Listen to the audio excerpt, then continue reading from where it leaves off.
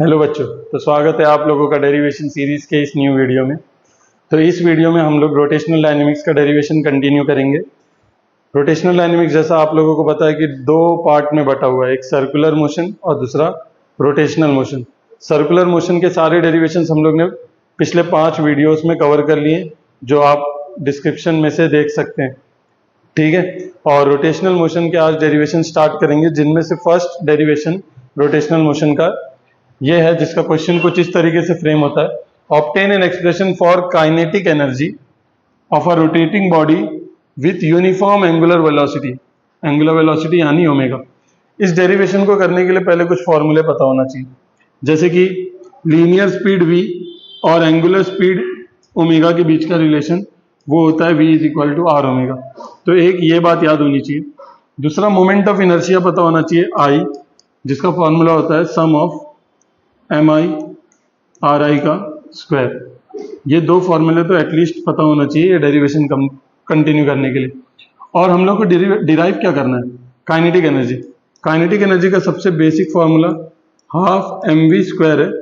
ये है linear kinetic यानी ट्रांसलेशनल काइनेटिक एनर्जी है। ये किसी पार्टिकल का ट्रांसलेशनल काइनेटिक एनर्जी होता है हाफ mv स्क्वायर।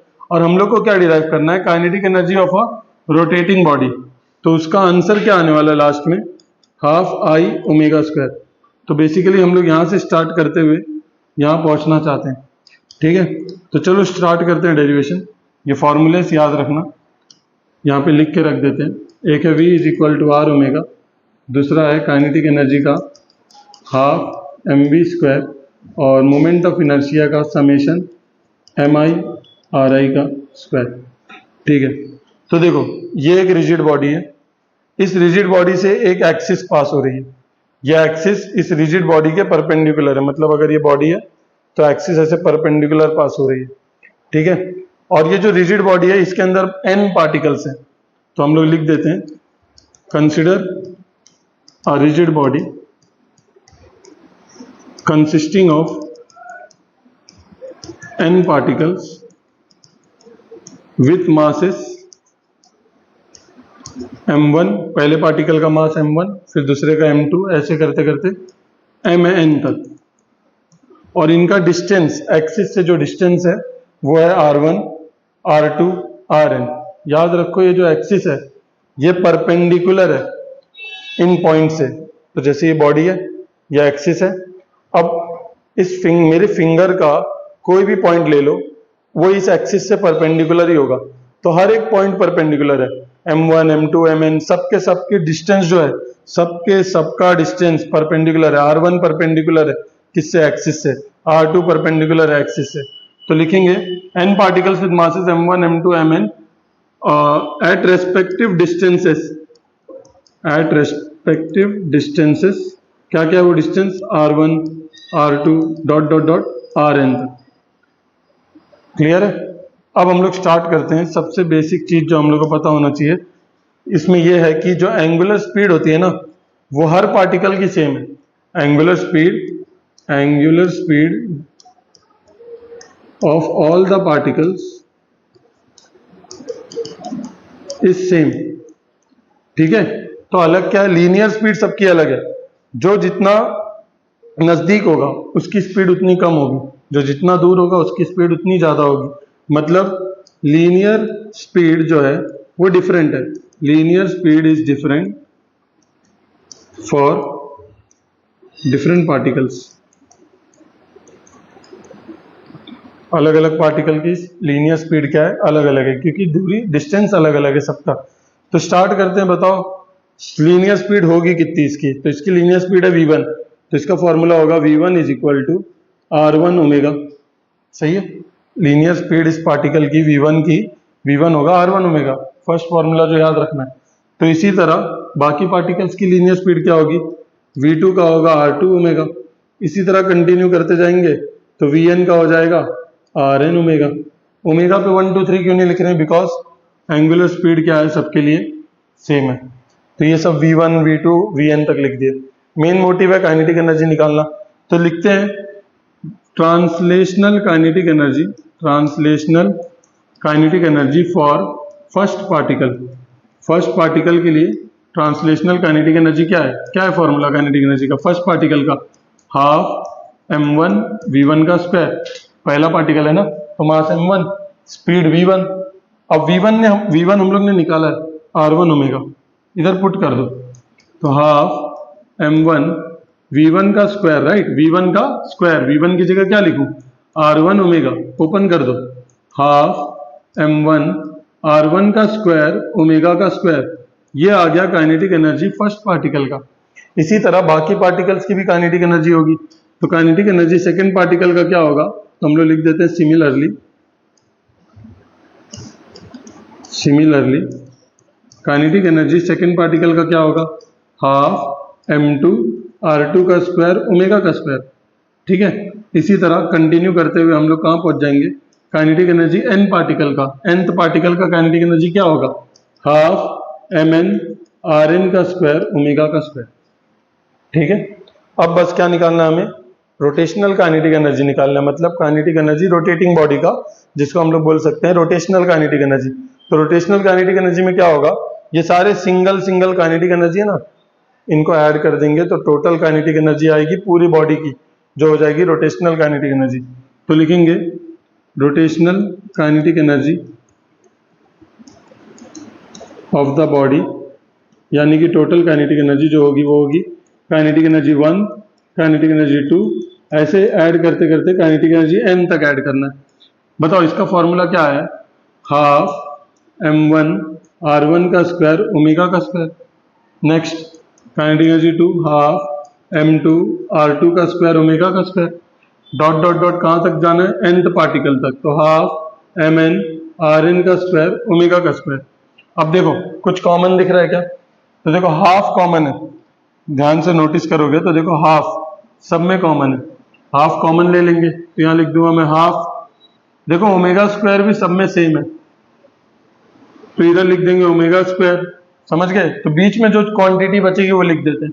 तो बताओ बीच में बचने क्या वाला है? बीच में बचने वाला है m1 r1 का स्क्वायर, m2 r2 का स्क्वायर, ऐसे mn rn का स्क्वायर, और बाहर कौन कॉमन है? Omega square. हाफ और ओमेगा स्क्वायर क्या है? कॉमन है। अब मैंने तुमको एक चीज बताई थी, मोमेंट ऑफ इनर्शिया का फॉर्मूला याद रखने बोले थे, तो देखो हाफ की जगह मैंने हाफ लिखा, क्या ये सब क्वांटिटी ऐड हो रही है? सब क्वांटिटीज जब ऐड होते हैं तो उनको हम लोग लिख सकते हैं समेशन।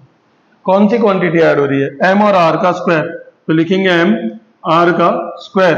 अब क्योंकि m वेरी हो रहा है 1 2 3 4, तो हम लोग उसको एक नंबर रिप्रेजेंट करते वेरिएबल के साथ i लिख देते हैं, तो मतलब i की वैल्यू क्या होगी? 1 से स्टार्ट होगी देखो, और खत्म कहाँ पे होगी? n पे। इस तरीके से समेशन लिखा जाता है। समेशन मतलब ऐड करना, कहाँ से स्टार्ट करना? एडिशन 1 से, तो m1, और फिर यहाँ पे भी i लिखना पड़ेगा क्योंकि ये है r1, क्योंकि दोनों सेम है इसके लिए दोनों पे i लिखे, अगर अलग अलग होता तो डिफरेंट सिंबल यूज करते। तो i कहाँ से शुरू हो रहा है? 1 से, तो ये देखो कैसे काम करेगा, 1 पुट करो, m1 r1 का स्क्वायर, फिर ये बोलेगा ऐड, फिर i की वैल्यू चेंज हो जाएगी, 1 के बाद 2, तो 2 m2 r2 का स्क्वायर, फिर ये ऐड करेगा, ऐसे करते करते एंड कहाँ हो जाएगा? n पे। तो ये खत्म हो गया ब्रैकेट का पार्ट, बाहर क्या बचा है? Omega square. ये किसका फॉर्मूला है? i का, मोमेंट ऑफ इनर्शिया का। तो देयरफॉर काइनेटिक एनर्जी रोटेशनल वाली क्या आ गई? हाफ, ये कौन है? i, ओमेगा का स्क्वायर।